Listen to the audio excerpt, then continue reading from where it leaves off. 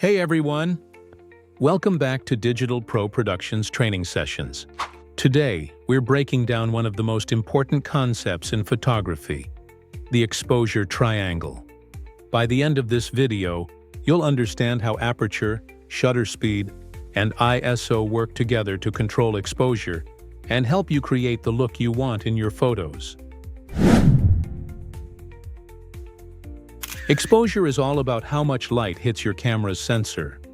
Aperture, shutter speed, and ISO each control light in different ways, and every adjustment affects your image's brightness, sharpness, and overall style.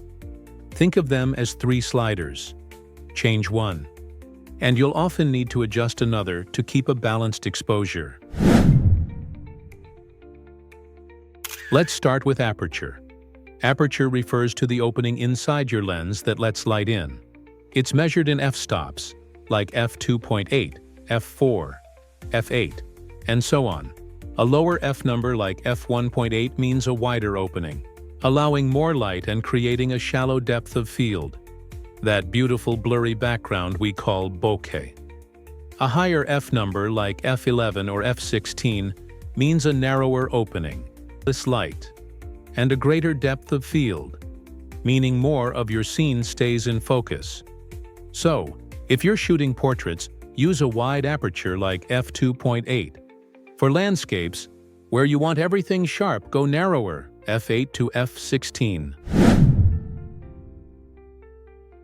Next up is shutter speed, how long your camera's sensor is exposed to light.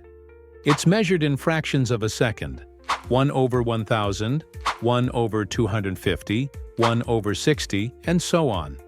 A fast shutter speed, like 1/1000, freezes motion, perfect for sports, wildlife, or any action shot. A slow shutter speed, like 1/30 or 1 second, lets in more light but captures movement as a blur. Great for waterfalls or light trails.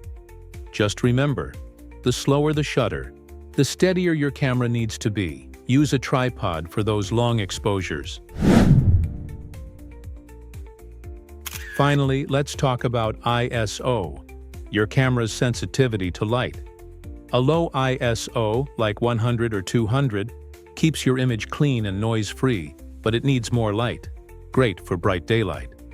A high ISO, like 1600 or 3200, boosts brightness in low light, but it adds digital noise or grain. So, use higher ISO only when you can't get enough light through aperture or shutter speed adjustments. Here's the trick.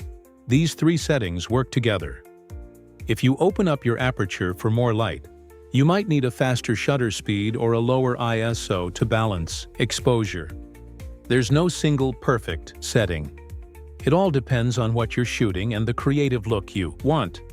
Think of it like this. Aperture controls depth of field. Shutter speed controls motion. ISO controls brightness and noise. Once you understand how to balance these three, you're in full control of your camera, not the other way around. So next time you shoot, try switching to manual mode and experiment. Change one setting at a time and see how it affects your image. Thanks for watching.